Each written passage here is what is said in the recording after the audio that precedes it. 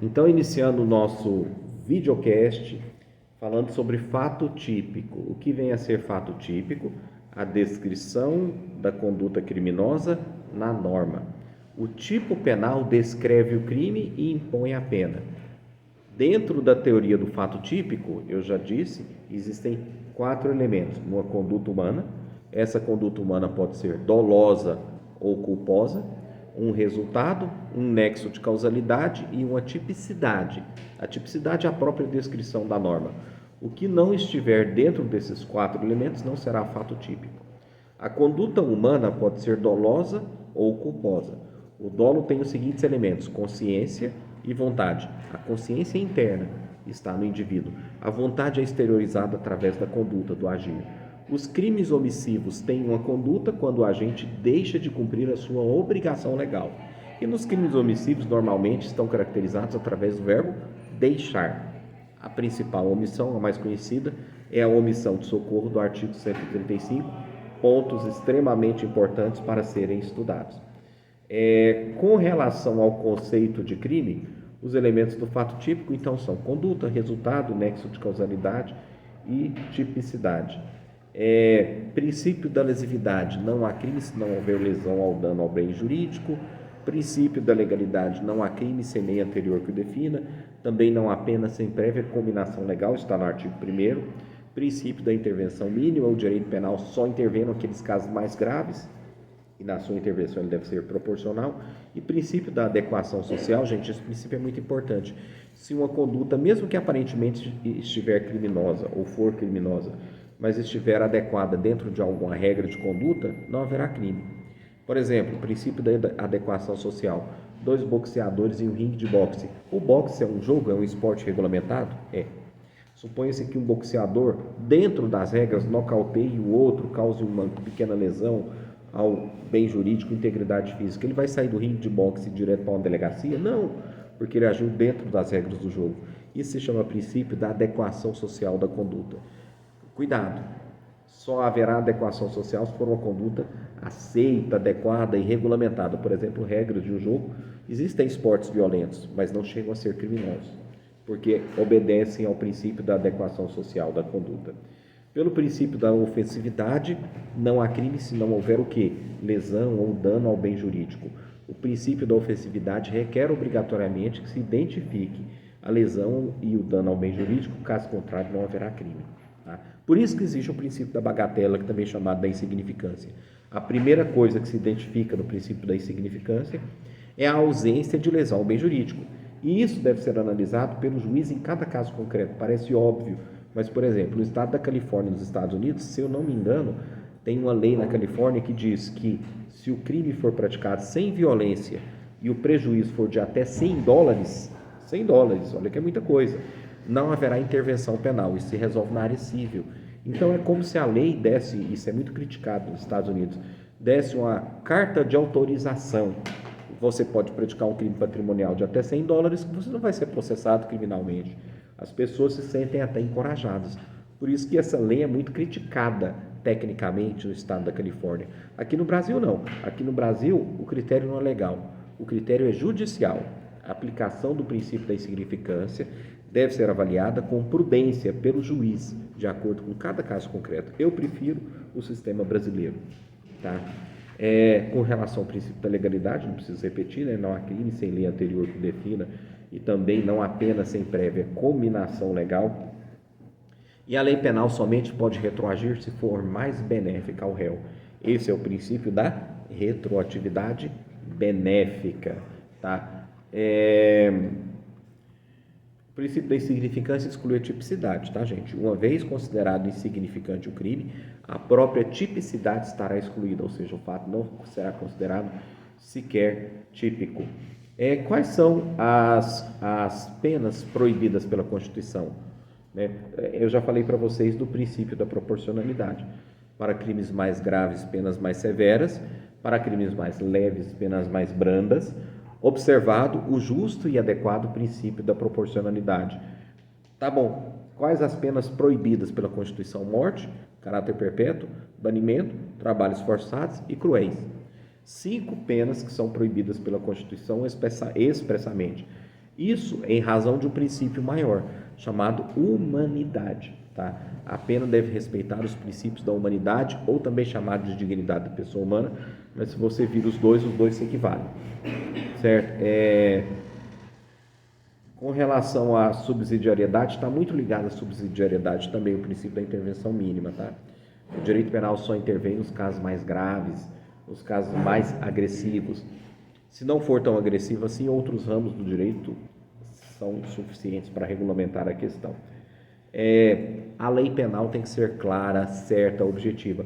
Não pode admitir expressões duvidosas. Isso também foi muito ambíguas, né? Que não tenham uma aplicabilidade prática imediata, uma compreensão imediata. Eu dei até esse exemplo em sala, né?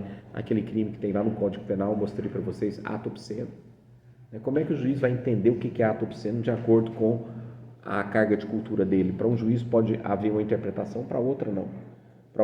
Então, a lei penal deve ser clara, acima de qualquer dúvida, certa, precisa. A lei penal, na sua edição, não pode ter expressões ambíguas, contraditórias. Tá? Isso em razão do princípio da legalidade. O princípio da insignificância, vai cair questão envolvendo o princípio da insignificância. Fiquem bastante atentos a isso. Lei excepcional temporária. Lembram da lei excepcional temporária, gente?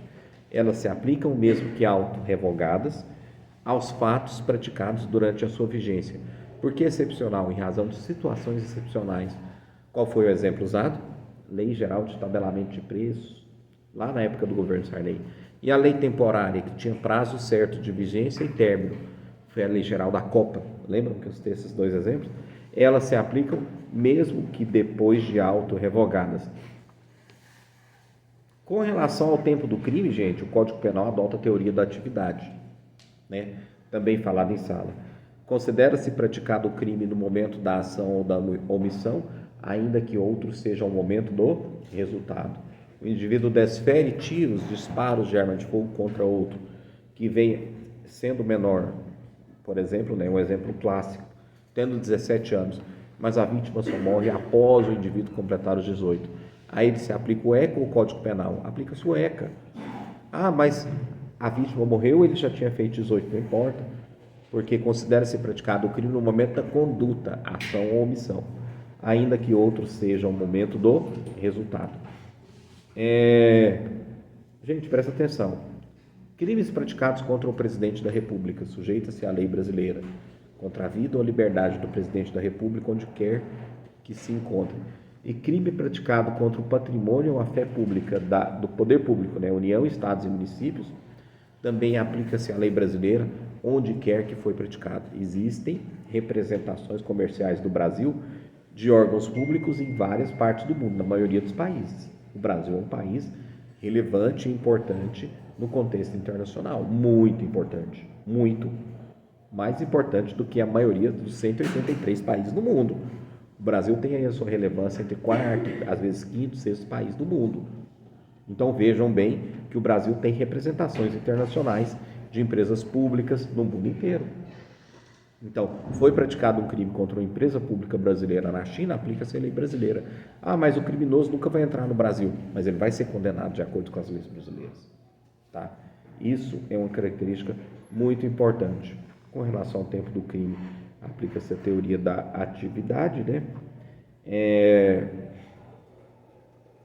Genocídio, quando o agente for domiciliado no Brasil, mesmo que praticado o crime no estrangeiro, aplica-se a lei brasileira.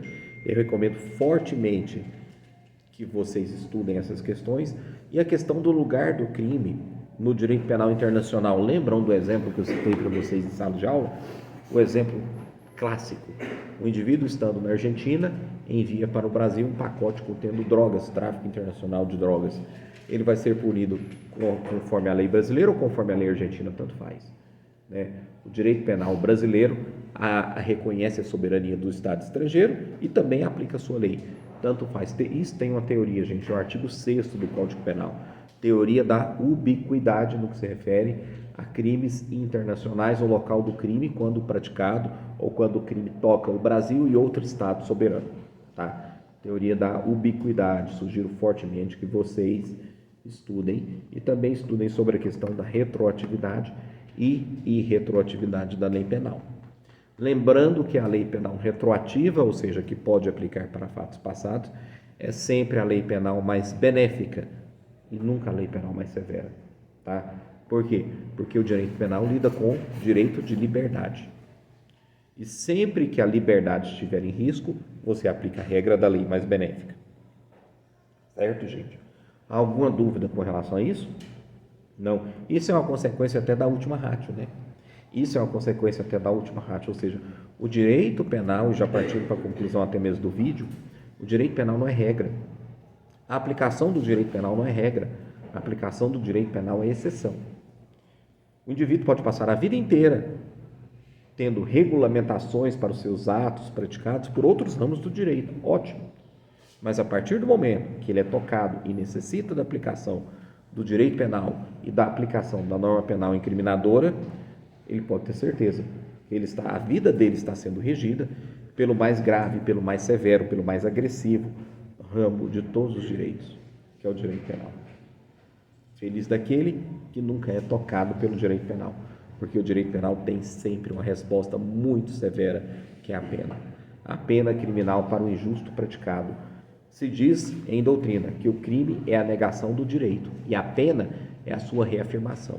É grave, é severa, mas a pena é a reafirmação ao direito violado. Certo? Então, com relação ao vídeo, obrigado pela atenção ao vídeo que deu aqui 11 minutos, quase 12 minutos, e estará disponível no YouTube.